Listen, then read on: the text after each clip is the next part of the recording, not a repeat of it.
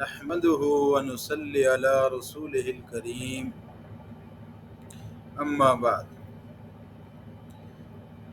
خلاصہ مضامین قرآن چل رہا ہے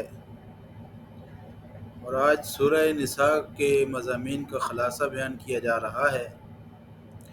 سورہ نساء قرآن مجید کی چوتھی صورت ہے۔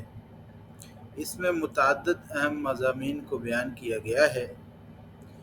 اس صورت کا موضوع خواتین کے حقوق اور معاشرے میں ان کے مقام کو واضح کرنا ہے۔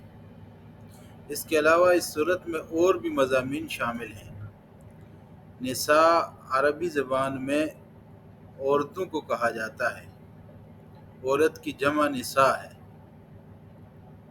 امرأہ اور ایک عورت کو کہتے ہیں، اور نساء عورتوں کی جمع کو یعنی جو جمع عورتوں کو نساء کہا جاتا ہے۔ خواتین کے حقوق۔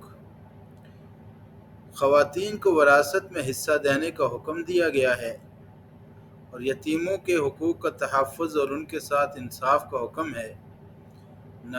نکاح، طلاق اور عدت کے متعلق احکامات کا بیان ہے۔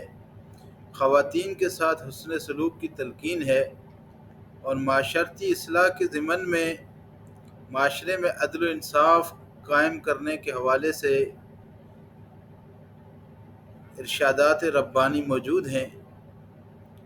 خاندانی نظام کی اہمیت اور اس کے استحکام پر زور دیا گیا ہے۔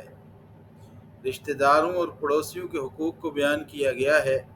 معاشرے میں امن و امان قائم کرنے کی تلقین کی گئی ہے۔ اس کے علاوہ اس صورت میں اہل کتاب سے بھی بحث کی گئی ہے۔ یہود و نصارہ کے عقائد کی تردید اور ان کی گمراہیوں کا بیان ہے۔ نبی اکرم صلی اللہ علیہ وسلم کی رسالت پر ایمان لانے کی دعوت ہے۔ منافقوں کی مذمت اور ان کے فتنوں سے بچنے کی تلقین کی گئی ہے۔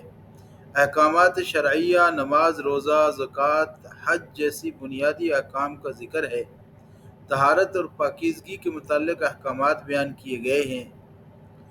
جہاد فی سبیل اللہ کی فضیلت اور اس کے احکامات بیان کیے گئے ہیں۔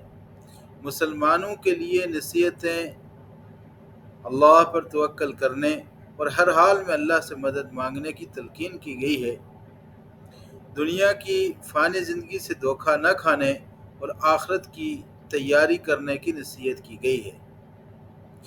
مسلمانوں کو اتحاد اور اتفاق کی دعوت دی گئی ہے۔ سورہ نساء مسلمانوں کے لیے ایک جامع ہدایت نامہ ہے جس میں عقائد، عبادات، اخلاقیات، معاشرتی معاملات سے متعلق رہنمائی موجود ہے۔ اللہ تعالی ہمیں قرآن کو سمجھنے اور اس کو اپنی زندگیوں میں لانے اور اس کو دوسروں تک پہنچانے کی توفیق عطا فرمائے۔ وآخر دعوانا ان الحمد للہ رب العالمین۔ السلام علیکم ورحمۃ اللہ وبرکاتہ۔